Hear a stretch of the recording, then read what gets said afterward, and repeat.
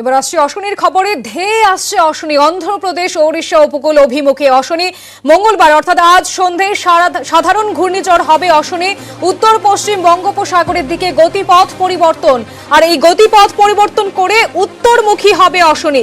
বুধবার নিম্নচাপে পরিণত হতে পারে অশনি। আগামী 24 ঘন্টায় ভারী বৃষ্টির সতর্কতা রয়েছে কলকাতা, হাওড়ায়। ভারী বৃষ্টির সতর্কতা রয়েছে নদিয়া, পূর্ব মেদিনীপুর এবং 2 চব্বিশ পরগনায়। আমরা কথা বলবো, আমাদের সঙ্গে রয়েছে আমাদের প্রতিনিধি বিশ্বজিৎ।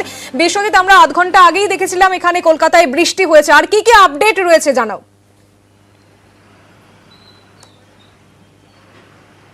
দেখো, আবারও ফের বৃষ্টি হতে পারে। কলকাতা এবং হাওড়ার জন্য আবারও সতর্কতা জারি হয়েছে। আরও 2-3 ঘন্টার মধ্যে আবার 2-1 পশলা বৃষ্টি হতে পারে। মাঝারি থেকে ভারী বৃষ্টি হতে পারে বিক্ষিপ্তভাবে।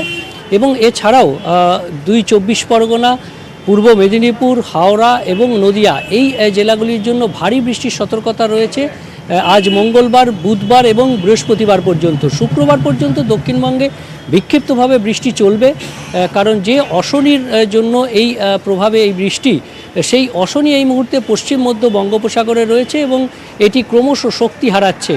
শক্তিশালী ঘূর্ণিঝড় আর কিছুক্ষণের মধ্যেই এটি সাধারণ ঘূর্ণিঝড়ে পরিণত হবে এবং আজ রাতেই এটি বাঁক নেবে, অর্থাৎ রিকার্ভ হবে।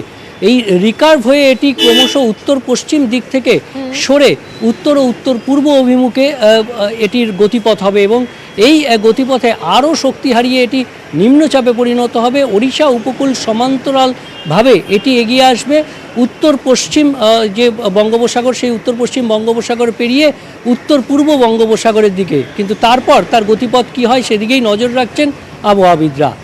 বেশ, ধন্যবাদ বিশ্বজিৎ।